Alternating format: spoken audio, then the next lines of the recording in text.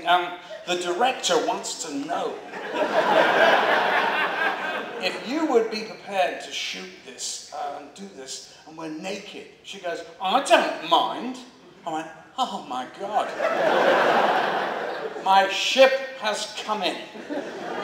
She wouldn't even go on a date with me. She wouldn't even have a coffee with me. And now I'm going to get her on the floor naked. Yeah. At the end of the day, she comes out in a towel, sort of a bathrobe thing, and I'm saying, now I'm having second thoughts because I'm going, wait a minute, she's naked, but so am I. I mean, Christ, I don't know all these fucking people. Who are they? There's 50 people there. And, you know, I'm like, Anyway, Lindsay goes, are you ready? She just goes, drops the thing like this. I go, oh, I can't even look. Can't even look. Don't know. Be a gentleman. Whatever you do, be a gentleman. Don't be obvious. Don't look. I didn't look. He goes, all right, Martin, take your pants off. And I go, you know, this floor is really dirty. God's sake, come on. I mean, and it's cold. Get on with it. We haven't got all day. Get on with it. Take your things off. So I'm like, throw my pants off, rolled around with her. And I swear to God, I never saw not even an inch of her body. Not even an inch. I was so terrified. The scene is in the movie, however.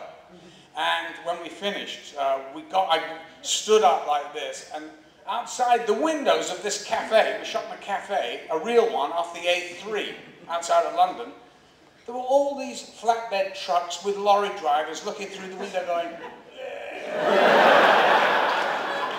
True story, true story. All right. Any more questions? All right. Wait a minute.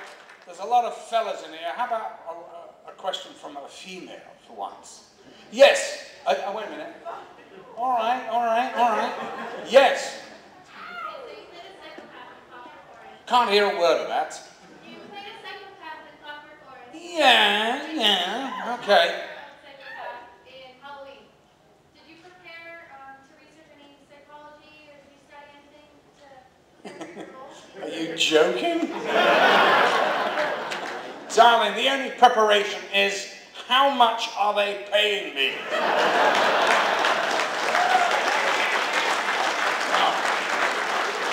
Look, a psychopath, how do you play a psychopath? A psychopath is convinced he's right. End of story. That's it. There is no, they don't go around going, oh, I'm a psychopath. I'm fucking nuts. Although, if you want to win an Academy Award, it helps. One more question. Is that right, Dave? Any? Or two? Two. Yes.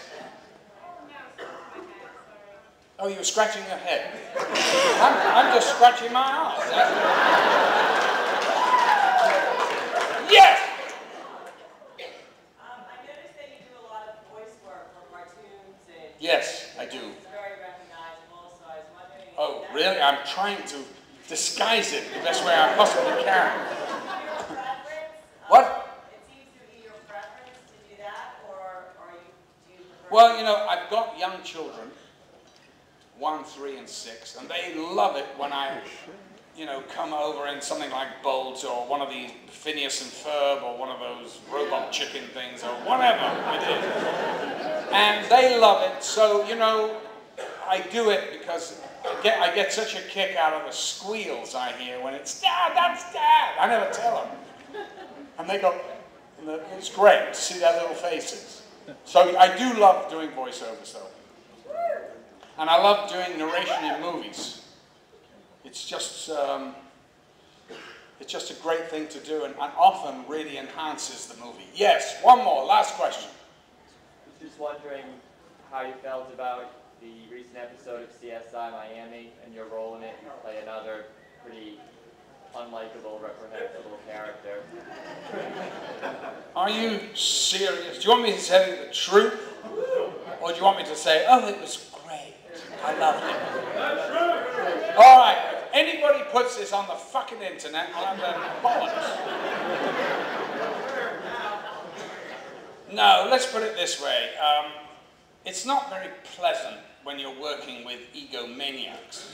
And I'm not going to mention any names here.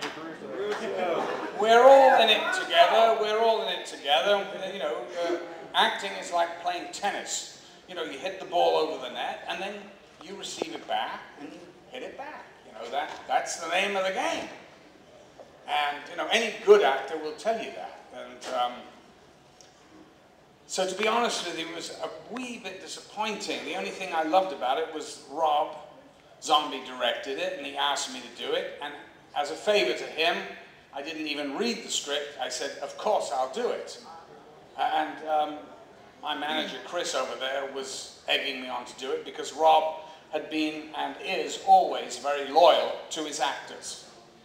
And so, yeah, well, that's the kind of guy he is. So, you know, I was happy to do it. And when I got there, the actual working experience was not exactly what I would have envisaged, but it didn't really matter because I'm a pro, and you know, they can, you know, the scenery can be falling down, and I'm just, you know, belt the lines out, so it doesn't really matter. So I had a very good time.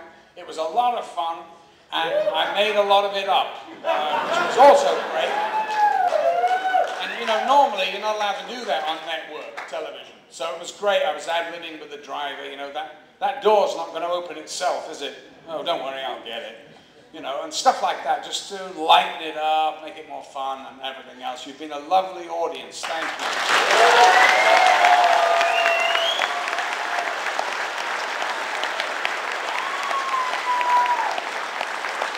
Ladies and gentlemen, Malcolm McDowell.